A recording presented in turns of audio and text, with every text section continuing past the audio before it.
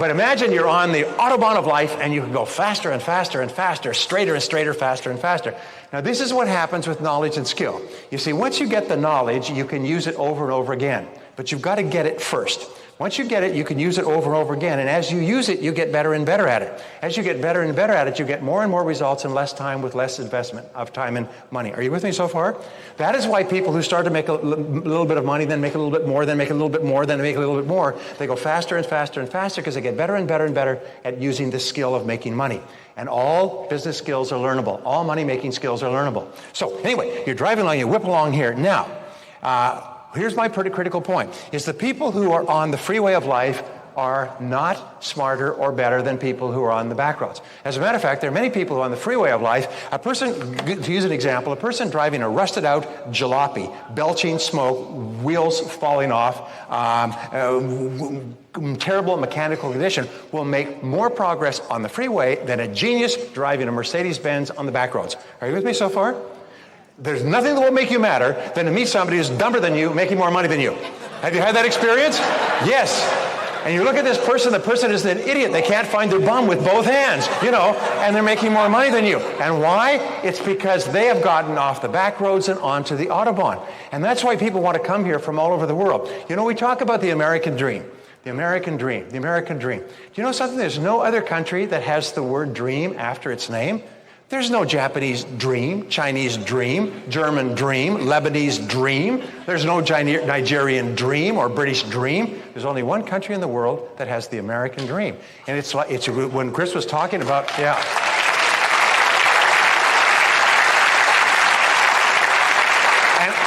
so I've given this a lot of thought, and I can come to the conclusion that the American dream is basically two things. Many other things too. It's two things. First of all, it's freedom. Like Braveheart, remember Braveheart? Freedom! We love to be free. So you get onto the high road of life and you go faster and faster and faster. Now our job is to get onto the high road, and the key to getting onto the high road is knowledge and skill. Now here's the difference, and this I don't know if you can pick this up, but this is the amount of money that you'll earn through the course of your life. It becomes more and more and more and more, and this is the amount that you'll end up with at the end of your lifetime. And this is controlled. Being on the back roads, the farm roads of life, are random, but being on the high road of life is controlled. And your job and my job is to get our finances under control, to get going straight ahead, to make every effort count, to make more and more money, and to end up financially independent. So the American dream is two things, freedom and financial independence. We want to have enough money so we can order from the menu without looking at the right-hand column to see how hungry we are.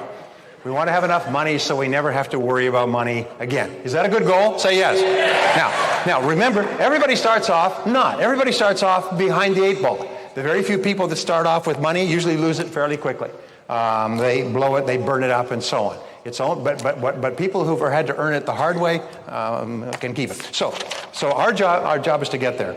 Now, I have to ask you another question. Who's the most important person in this room? Well, do you know something? You're right. You are the most important person in this room. You are really, really important. You are so important it is unbelievable. To yourself, you're the most important person in the whole universe. There's a definition in the dictionary called a solipsist who practices solipsism.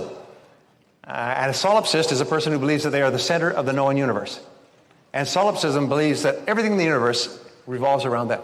Most of these people get into politics or show business. But we, to a greater or lesser degree, the word comes from the Greek, is we are all solipsists. We all see the world from ourselves. So